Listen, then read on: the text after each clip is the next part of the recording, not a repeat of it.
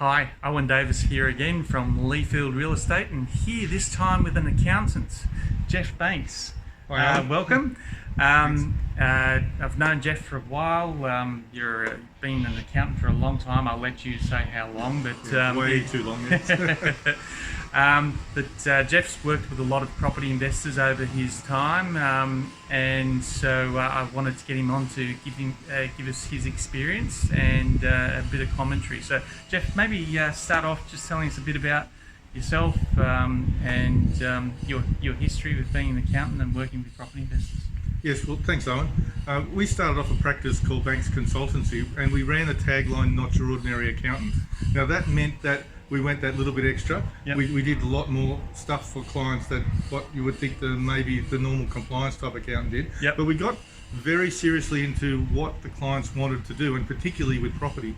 And that manifests itself in speaking from stage, doing a lot of that sort of stuff, Yep. and particularly talking around not just the investment, but the structure of the investment. Looking to make sure that the light at the end of the tunnel Yep. didn't end up being a freight train coming to run you over. Right. And that, for me, that's really important.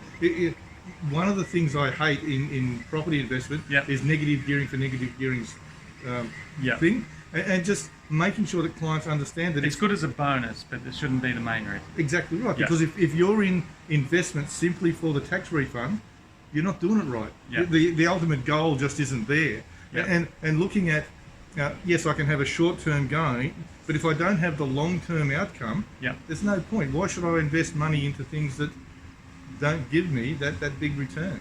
Yeah.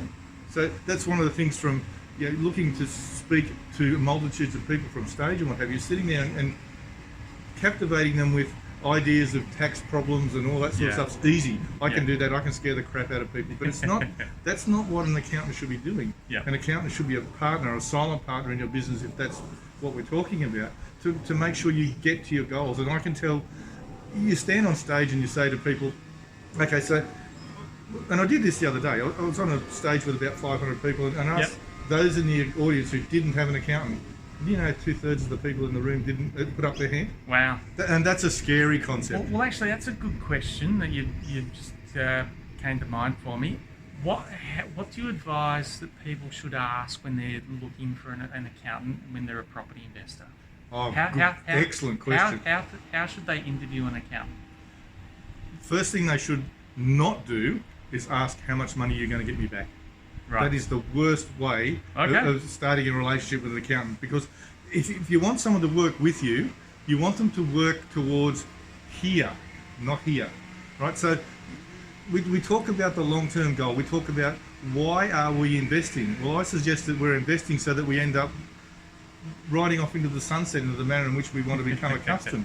And if property is the way we want to go, A bit like planning the wedding instead of planning the marriage instead of just the wedding. exactly right. Yeah. And we just need to make sure that the whole thing works. Yeah. We can set up things today to make us get a refund. Classic case. I had a client the other day came to me on a $500,000 salary.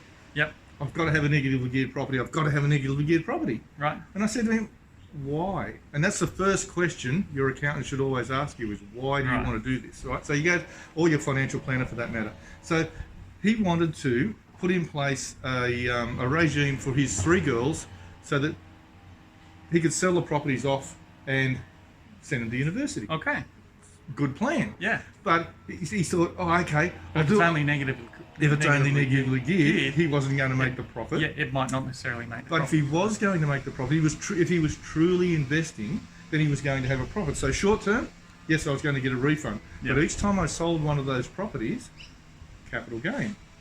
At $500,000 taxable income, significant tax bill. Yep. And I said to him, look, So always start with the goal in mind. with the goal in mind, And if the accountant starts with that, then you they're know, a with a good much accountant. better plan. Okay. You say to him, well, okay, I want your written on paper that you're not going to scream like a stuck pig when I hand you the capital gains tax bills. And he looked at me blankly and said, well, hang on, what do you mean? I said, Yeah. well, if we set up a discretionary trust for those girls, put the properties in there, yes, we won't be able to take the negative gear in the short term, Yep. but when it comes time for them to sell the property for their university fees, are they going to be earning an income? No.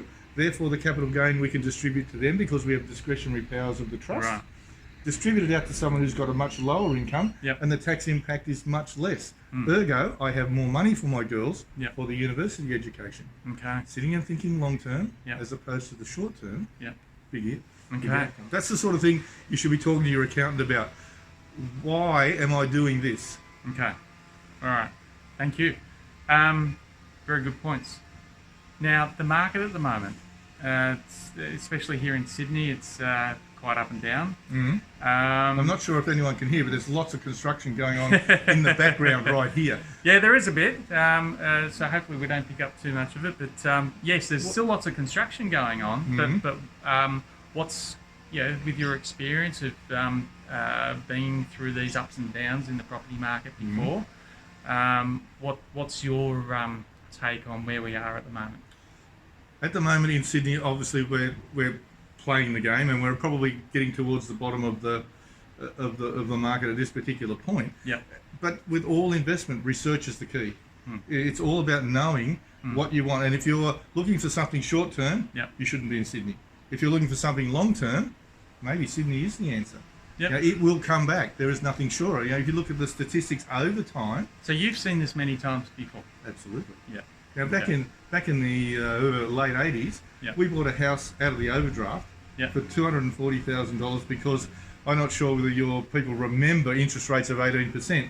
It was actually cheaper to buy the house out of the overdraft than it was to get a home loan, and we sold that 18 months later for 3 times what we bought it for. And where do you think the economy is at the moment? Because there's many people saying that, especially with the credit crunch we're going through, could possibly put us into a recession at the moment. I tend to agree with that. Okay. I think things are going to tighten up. I think the banks doing fiscal policy for the government and for the Reserve Bank themselves, without reference back to the Reserve Bank or to government policy. And yes, I think this tightening up we're seeing at the moment is only going to get tighter. Okay. And the proposed negative gearing changes that the Labor Party, who at this stage is looking at possibly winning the federal election in a few weeks' time, what's your take on that? I think, I actually not a Labor voter, but I think that particular policy is a good one. I don't think, personally, that taking the loss and getting a refund for it now in an investment strategy is actually the right way to go. I actually think that policy has merit. I don't agree with it, but it has merit.